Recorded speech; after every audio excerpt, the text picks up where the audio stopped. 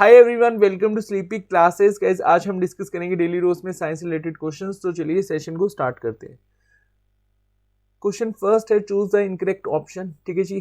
ए option है, bulb in electric circuit blow due to heating effect of current. B, tin cans used for storing food are made by electroplating tin on to iron. ठीक है जी। C option है, when the cells are connected in series the resultant voltage is equal to sum of the individual voltage of the cell. And D है, none of this. Basically ये question application based है, हम daily life में भी observe करते हैं। बहुत ही सिंपल है, एक बार इस क्वेश्चन को खुद से अटेम्प्ट कीजिए, देन हम अच्छे से डिस्कस करेंगे। चलिए, होपफुली इसका सही आंसर अभी तक आपने मार्क किया होगा। इसका सही आंसर है डी। ठीक है जी। ये तीनों ही ऑप्शन सही है। अब समझिए, due to heating effect of current, जो फिलामेंट होता है बल्ब का वो हीटअप हो जाता है। मतलब यहाँ पर हाई टेम्परेचर की वजह से ये हीटअप हो जाता है और ये जो बल्ब है वो ग्लो करना स्टार्ट कर देता है। और बी ऑप्शन की अगर हम बात करें, टीन बिंग लेस रिएक्टिव होता है आयरन से, और इसी वजह से हम यहाँ पर टीन में स्टोर कर पाते हैं फूड्स को। ठीक है जी। और सी ऑप्शन की अगर हम बात करें, when cells are connected in series, जो रिजल्टेंट वोल्टेज होता है sum of the individual voltage of the cell. बिल्कुल सही स्टेटमेंट है तीनों, और प्रैक्टिकल लाइफ में हम ऑब्जर्व भी करते हैं। उसके बाद अगर हम बात करें सेकंड क्वेश्चन की, ये भी बेसिकली सेम जैसे हमने फर्स्ट क्वेश्चन डिस्कस करा वैसे ही। Choose the incorrect statement. A option है, light from the sun takes nearly 8 minute 20 second to come to earth. ठीक है जी।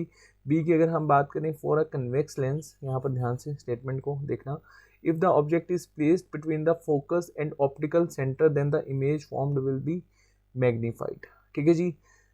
सी है, for the convex lens, object is placed between focus and optical centre then image formed will be diminished.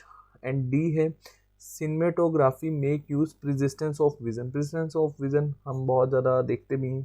ये statement तो बिल्कुल सही है। ठीक है, ये तो इनकरेक्ट हो नहीं सकती। तो बताइए इनमें से कौन सी स्टेटमेंट इनकरेक्ट है। और डेफिनेटली ए और डी, अगर आप ऑप्शन ही देखो तब भी आपको पता लग जाएगा ए और डी तो यहाँ पर करेक्ट है, और बी या सी में से कोई स्टेटमेंट यहाँ पर इनकरेक्ट है, तो वो स्टेटमेंट है आपकी सी। ठीक है जी। अब लाइट जो सन से हमें देखने को मिलती है हमारी अर्थ में, नियरली हमें मतलब जो सन से अर्थ पर लाइट देखने को मिलती है उसको टाइम लगता है 8 मिनट 20 सेकेंड। ये स्टेटमेंट बिल्कुल सही है। ठीक है जी। उसके बाद अगर हम बी की बात करें, image formed by convex lens. ठीक है जी। और ये बेसिकली अगर हम देखें, place between the focus and optical centre the image formed be magnified. ठीक है जी। ये स्टेटमेंट बिल्कुल सही है। और जो लास्ट है सिनेमेटोग्राफी, ये तो आप लोग ऑब्जर्व भी करते हो। अब प्रेसिस्टेंस ऑफ विजन क्या होता है, ये एक तरह की ना एबिलिटी होती है। एबिलिटी कैसी, मैं आपको समझाता हूँ। Eye to contain to see the image of an object for a very short duration even after the removal of the object. ठीक है जी। हम देखते हैं ना, बहुत सारे सीन्स होते हैं एकदम से हमारे आंखों में वो एक विजन रखते हैं, मतलब शॉर्ट ड्यूरेशन में अगर हम बात करें तो इसी को बेसिकली सिनेमेटोग्राफी कहा जाता है।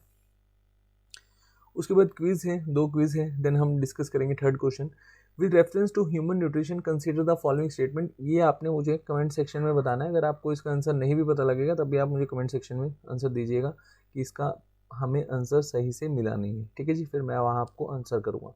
चलिए, स्टेटमेंट कौन सी है। फर्स्ट स्टेटमेंट है, banana is a richer source of carbohydrate than apple. Second है, banana contain some amount of protein also. Third है, spinal has no protein at all. And fourth है, potatoes are rich source of protein than peas. बहुत ही simple question है definitely. आज मैंने सभी question ऐसे लिए हैं जो हम डेली लाइफ में ऑब्जर्व कर पाते हैं। ठीक है जी। तो चलिए, इसका मुझे आंसर दीजिएगा कमेंट सेक्शन में। नेक्स्ट क्विज है, the base of electric iron is brightly polished mainly. जो हम इलेक्ट्रिक आयरन यूज़ करते हैं घर में, वो बहुत ज़्यादा नीचे से अगर हम देखें जहाँ से हीटअप होती है और हम एक तरह से आयरन कर पाते हैं, तो वो ब्राइटली पॉलिश्ड क्यों होती है, क्या रीज़न होते हैं। तो फर्स्ट स्टेटमेंट है, to make it smooth and frictionless. Second है, to make it rust proof. Third है, to reduce heat loss by radiation. And fourth है, to make it more durable. बहुत ही सिंपल सा क्वेश्चन है। इस क्वेश्चन का आंसर दीजिएगा मुझे कमेंट सेक्शन में। नेक्स्ट क्वेश्चन है, which among the following waves is used for communication bye artificial satellite. ठीक है जी। आर्टिफिशियल सैटेलाइट में हम कौन सी वेव्स का यूज़ करते हैं for communication purpose. A option है, मतलब फर्स्ट ऑप्शन है माइक्रोवेव, सेकंड है रेडियो वेव, थर्ड है am amplitude modulation, and fourth है फ्रीक्वेंसी ऑफ 1016 सीरीज। बहुत ही सिंपल, पहले इस क्वेश्चन को खुद से अटेम्प्ट कीजिए। देन हम इस क्वेश्चन को डिस्कस करेंगे। चलिए, आपने होपफुली इसका सही आंसर मार्क किया होगा। इसका सही आंसर है माइक्रोवेव। ठीक है जी। अब देखिए, माइक्रोवेव्स को हम यूज़ करते हैं मोबाइल एप्लीकेशन में, such as communication to ship vehicles, place, hand held terminals, for TV, radio broadcasting, and microwave technology is extensively used point to point telecommunication, मतलब इसको ब्रॉडकास्टिंग पर्पस के लिए भी हम यूज़ करते हैं। ठीक है जी। नेक्स्ट क्वेश्चन है, कंसिडर द फॉलोइंग स्टेटमेंट। ठीक है जी, ये बायो से है क्वेश्चन, और आपको पता ही है बायो से हमने 2 सेशन डिस्कस किए हैं, सेल एंड ब्लड। ठीक है जी, अगर आपने मेरा सेल वाला सेशन देखा है तो डेफिनेटली ये क्वेश्चन आप अटेम्प्ट कर पाएंगे, बहुत ही ईजी है आपके लिए। चलिए क्वेश्चन डिस्कस करते हैं। Consider the following statement. First statement है the virus was discovered by Ivanowsky, and second statement है the bacteria were discovered by Rudolf Virchow. Third statement है the cell theory was proposed by the Schleiden and Schwann. बताइए इनमें से कौन सी statement सही है, कौन सी स्टेटमेंट सही नहीं है, फिर तीनों ही स्टेटमेंट सही है। बहुत ही इजी क्वेश्चन है, डेफिनेटली ये क्वेश्चन आप अटेम्प्ट कर पाएंगे। देखिए, इसमें से फर्स्ट एंड जो आपकी थर्ड स्टेटमेंट है वो बिल्कुल सही है।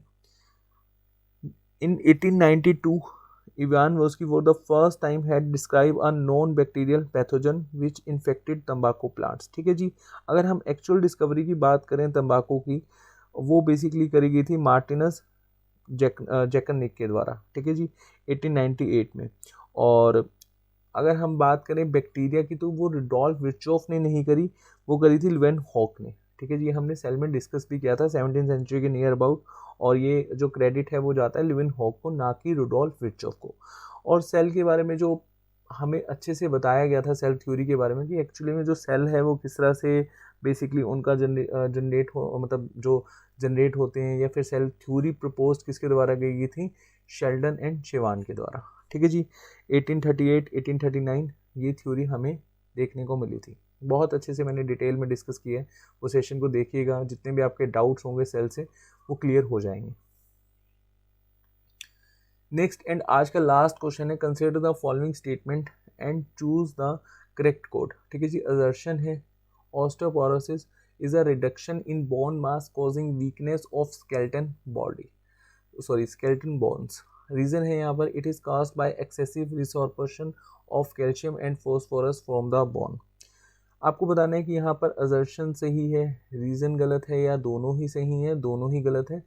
आप यहाँ पर बताइए कि बेसिकली आपको क्या लगता है असर्शन और रीजन में देखकर कौन सा सही है, कौन सा गलत है। ये क्वेश्चन बहुत ही इजी है, आज की डेट में हम नॉर्मल लाइफ में इसको ऑब्जर्व भी कर पाते हैं। ऑस्टियोपोरोसिस बहुत ही कॉमन सी डिसीज़ है। ठीक है जी। और ये देखने को मिलती है जब हमारी बेसिकली एक तरह से बोन्स वीक हो जाती हैं। ठीक है जी। और ये असर्शन तो बिल्कुल सही है। अब रीज़न एक बार देख लेते हैं।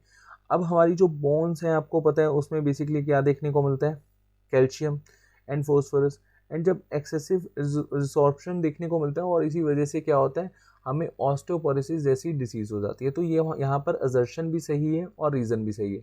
मैंने आपसे 2 क्विज़ पूछी है इस सेशन में, आप दोनों ही क्विज़ का मुझे आंसर दीजिएगा। बाकी डिटेल जो है इन क्वेश्चंस की वो यहाँ पर आपको देखने को मिलेगी, और PDF मैं कल आपको टेलीग्राम चैनल पर अपलोड कर दूंगा। ठीक है जी, वहाँ पर आप ये डिटेल इन्फॉर्मेशन देख लीजिएगा। चलिए, अपना ध्यान रखिए। Thank you so much.